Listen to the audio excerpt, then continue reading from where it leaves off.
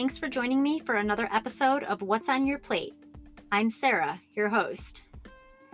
I'm stopping in today to talk to you about the things that are just feeling far too much in life right now. Do you feel that way? And it's from every possible angle. It's personally, it's professionally, it's politically.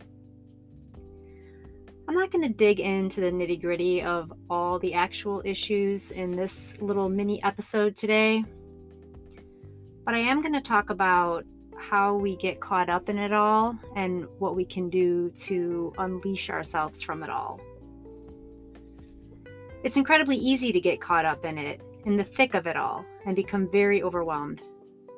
To feel like you're focused on everything and nothing all at the same time. You want to put your energy into relationships and connections, but also it needs to be in your work and your passions.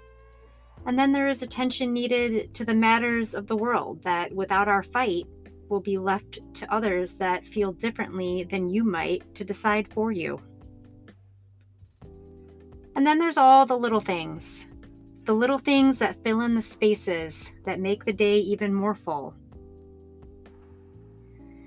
You need to get to the grocery store and prepare food. Clothes need to be washed. Kids need to be attended to and taken to practice. Everyone always needs something. It's both a blessing and a curse, I know. And then there are things that are needed to care for your own well-being.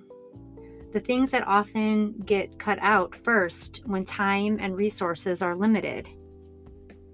Things like sleep, exercise, meditation and journaling, doing things like listening to podcasts, just having time to be with yourself and in your own thoughts.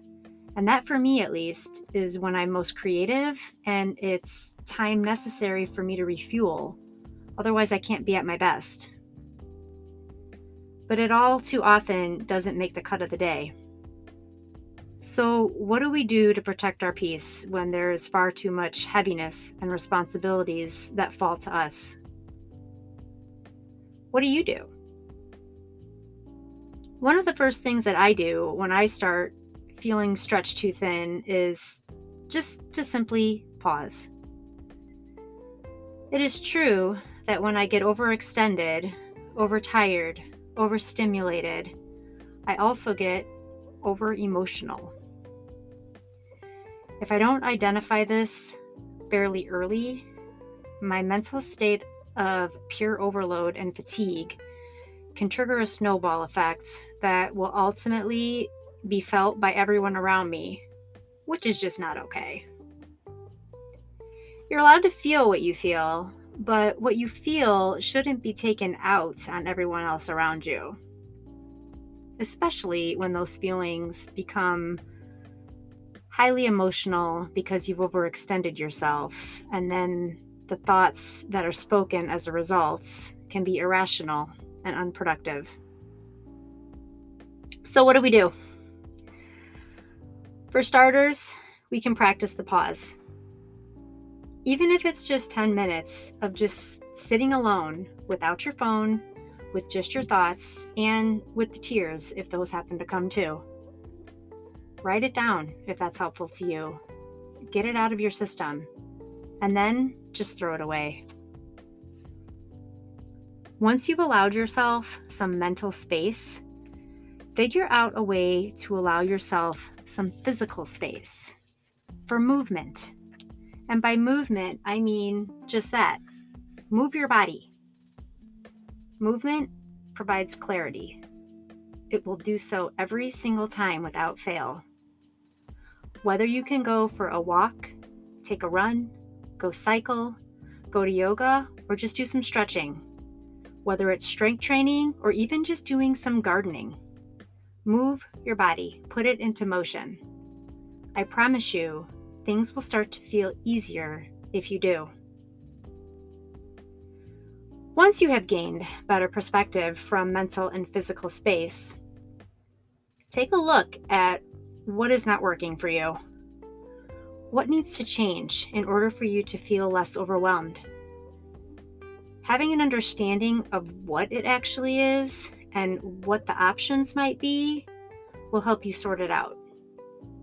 When you really stop and think about all that is in front of you and think about it in a rational state of mind, you may come to understand that you don't actually have a lot of problems so much as you are just avoiding making decisions.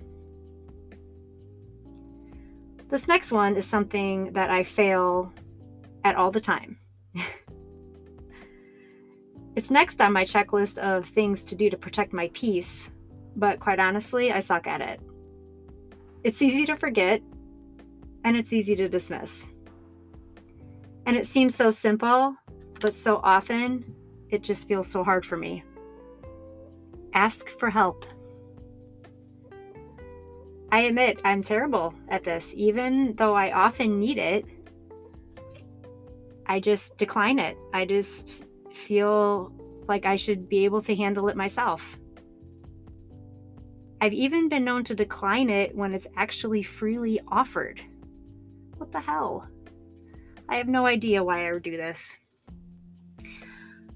I know not doing so much by myself would really be amazing. And then I just set myself up for more stress down the road because people will then expect you to continue to do it all, not understanding why it's a problem for you now when it didn't seem like it was a problem before. It was, of course. You just pretended that it wasn't. What can you stop doing? That's the next thing to look at.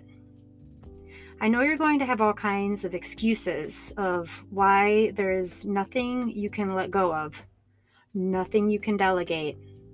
I know because I do the same thing, and it goes right back to that asking for help thing that we all have a problem with.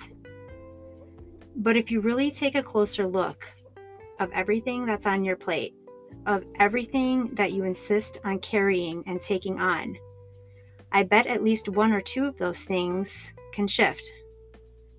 Start focusing less on the problem itself and look for solutions.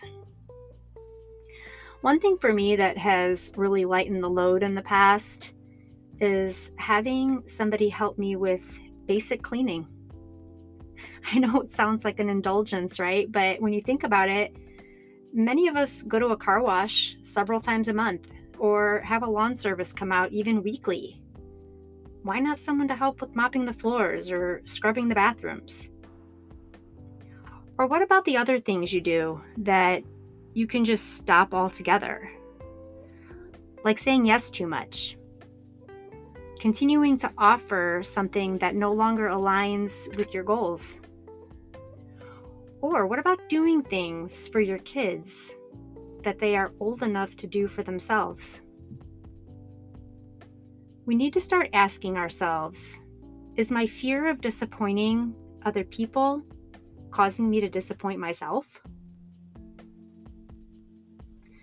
The last thing that I look at when I start to feel overwhelmed is making a real effort to control some of the chaos by truly being intentional with my time.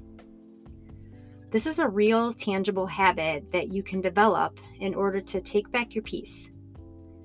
Creating a calendar where you create space in writing every day for how you intend to spend certain hours. And then tell other people about it. Show it to your spouse or your partner, your kids, or anyone else it may directly affect, so that it creates less confusion or frustration when you are reserving time for specific things rather than just randomly trying to jam it all in and be indefinitely available. Do this right down to the time reserved for Netflix or social media. Run your day. Don't let your day run you. So now that you have some starting points to help you reset when you're feeling overwhelmed, here's what not to do. Listen in, Lean in closer. Don't try to implement it all at once. It is solid scientific facts that if you try to change too much all at once, you will create more of the stress that you're actually trying to reduce. So just pick one thing. Start with the pause, and then do the next thing that feels easiest to you. Give it a little time, a week maybe. And then if that's working, see if adding another method is helpful too. Just don't make it hard by trying to do it all at once. No matter how you start, remember that it's up to you. No one else is going to make the changes for you. No one else is going to protect your peace. Never subscribe to the idea that it just is what it is, because it's not, and it doesn't have to be. You may not feel like the choices before you are there, but you do in fact have them. And sometimes it gets worse before it gets better, but you're worth the effort to get there. I hope you start prioritizing yourself as someone who is worth the same, if not more, of the effort you give to everyone and everything else. I hope you share this with a friend so that they may be reminded of that too. I really love creating this space for us to connect every week. When you share it, follow it, rate and review it, your efforts help in growing and sustaining it. Check the show notes for other ways to connect or leave feedback. I'll have another guest on next week with a conversation to bring new insight and perspective into your day. I appreciate you all so much. Thanks for sharing your time with me today. I'll see you next Thursday.